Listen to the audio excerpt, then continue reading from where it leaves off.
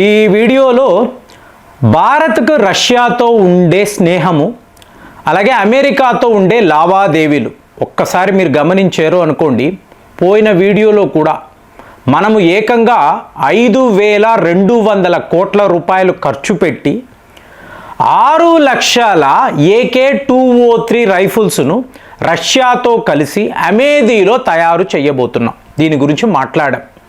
చూడండి, రష్యా అన్నప్పుడు మీరు బ్రహ్మోస్ అనండి, సుఖాయ్ విమానాలు, ఇందులో సుఖాయ్ 57, S-400, ఇప్పుడు పోయిన వీడియోలో మాట్లాడిన AK-203 ఇవన్నీ కూడా మీకు వీళ్ళు అనుకుంటారు, ప్లాన్ చేస్తారు, స్టార్ట్ చేస్తారు, ప్రొడక్షన్లోకి వెళ్ళిపోతారు. అదే ఇప్పుడు అమెరికా అన్నారు అనుకోండి, వాడేంటంటే నేను ఈ ప్రపంచంలో ఎవరిని నమ్మను, కానీ మీరందరూ నన్ను నమ్మాలి. సో ఇది వాడి యాటిట్యూడ్. కాబట్టి ఏ ఒక ప్రాజెక్టు కూడా అంటే బెదిరించి భయపెట్టి అమ్మడమే కానీ ఎక్కడా కూడా ఒక ఫెయిర్ డీల్ అనేది ఉండనే ఉండదు. మనతో ఇవాళ వరకు కూడా ఒక మంచి ప్రాజెక్ట్ అనేది అమెరికా వాడు చేయలేకపోయాడు. ప్రపంచంలో ఎన్నో దేశాలు ఇక్కడికి వస్తున్నారు.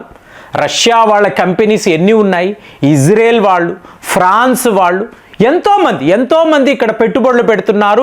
మేక్ ఇన్ ఇండియా ప్రాజెక్ట్ కింద పెద్ద పెద్ద వెంచర్స్ చేస్తున్నారు. కానీ అదే మీరు అమెరికా అన్నారు అనుకోండి, ఇవాళ వస్తున్న వార్తలు స్ట్రైకర్ అనబడే ట్యాంకులు.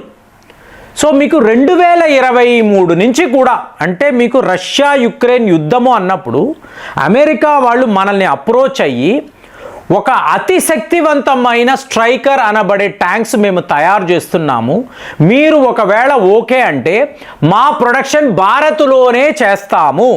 ఇది ప్రపోజల్. సో మనము కూడా అంటే మనం ఈ బ్యాలెన్స్ అనేది ఉంటుంది కదా, పవర్ బ్యాలెన్స్. సో రష్యాతోనూ మనకు ఉండే వ్యాపారం ఉంది. ఆ టైంలో విపరీతంగా ఆయిల్స్ కొన్నాము, అలాగే S-400 డీల్ కూడా జరుగుతుంది. కాబట్టి అమెరికాకు కూడా ఒక అవకాశం ఇద్దాము. ఆ టైంలోనే ప్రిడేటెడ్ డ్రోన్స్ గురించి కూడా నెగోసియేషన్స్ జరుగుతున్నాయి. సరే అన్నాం.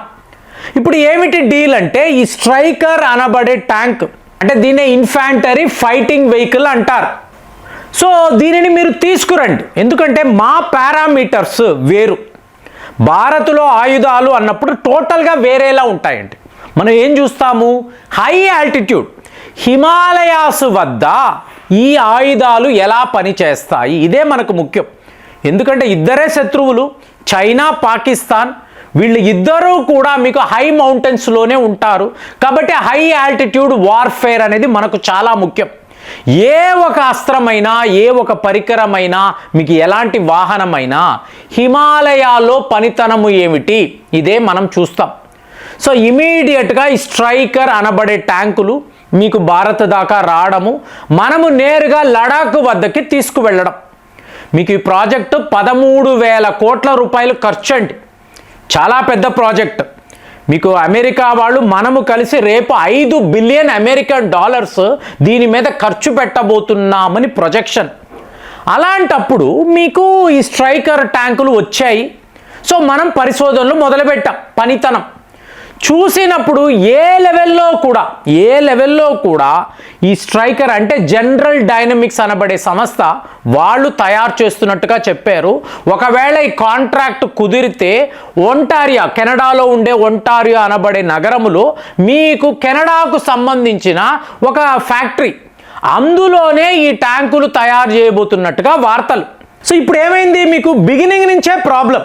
ఇప్పుడు 2024 వచ్చే నాటికి కెనడా ఖాళిస్తాన్ ఇష్యూ అనే దాన్ని మనం చాలా సీరియస్గా తీసుకున్నాం.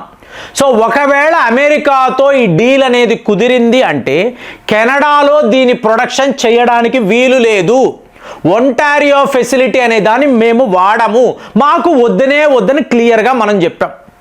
సో అమెరికా వాడు చేసేది లేక ఓకే కెనడాలో ఈ ప్రొడక్షన్ అనేది చెయ్యము, అమెరికాలోనే మేము చేస్తాము అన్నాడు. ఓకే ఫైన్ అన్నాం.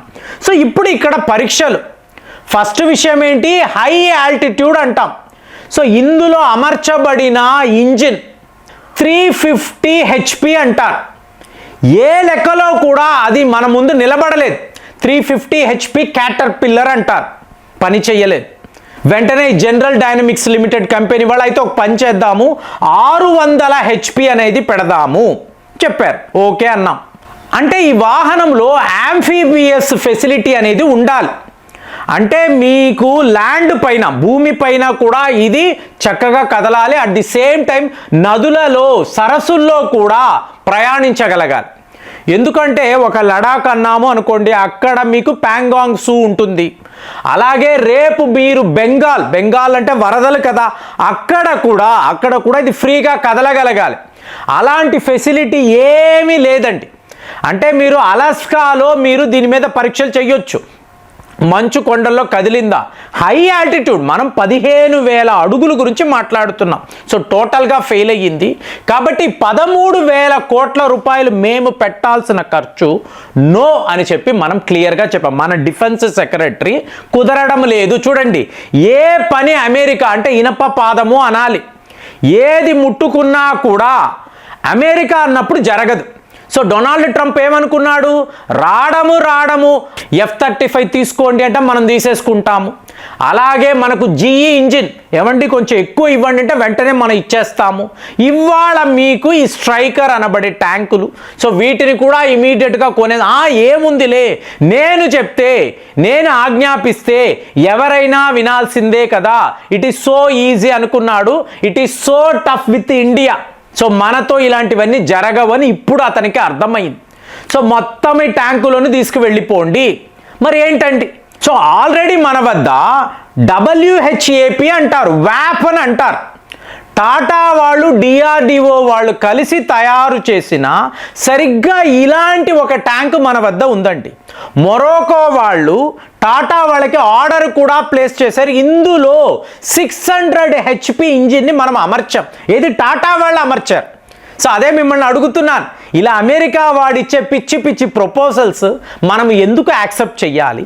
మనము మేక్ ఇన్ ఇండియా ప్రాజెక్ట్ పేరు మీదే ఇలాంటి ఇంత కెపాసిటీ ఉండే మీ వాహనాలు తయారు చేస్తున్నప్పుడు రేపు మహేంద్ర వాళ్ళు కూడా టాటాకు పోటీగా మేము కూడా ఈ వ్యాప్ అనబడే వాహనాలను తయారు చేస్తాము కదా, అత్యుత్తమమైన స్టాండర్డ్స్లో చేయగలము, ఎక్స్ట్రాడినరీ డిజైన్ ఉంటుందని చెప్పి మహేంద్ర వాళ్ళు కూడా వస్తున్నప్పుడు మనం ఇంకా కూడా ఈ అమెరికాతో ఇలాంటి బేరసారాలు, ఇలాంటి డిఫెన్స్ టైస్ ఒక్కటి కూడా అంటే నాకు తెలిసి ఇవాళ వరకు ఒక ప్రాపర్ ప్రపోజల్ మిమ్మల్ని నమ్మి, ఇప్పుడు రష్యా వాళ్ళు ఏమంటారు, మా టెక్నాలజీని కూడా ట్రాన్స్ఫర్ చేస్తాము, భారత్లోనే తయారు చేసుకోండి.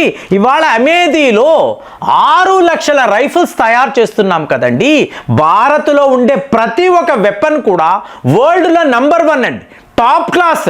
అది మీరు బ్రహ్మోస్ నుంచి S-400 నుంచి ఇవాళ నేను మాట్లాడుతున్న AK-203 ఇక్కడ దాకా చూడండి, we have the best of the best weapons.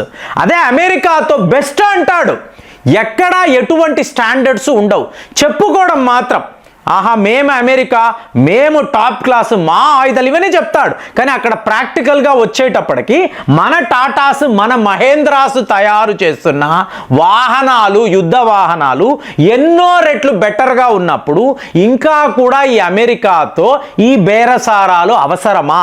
నాకైతే ఒట్టి వేస్ట్ అని అనిపిస్తుంది. మరి మీరేం ఆలోచిస్తున్నారు? కామెంట్స్లో రాయండి. మళ్ళీ వచ్చే వీడియోలో కలుద్దాం. జై హింద్.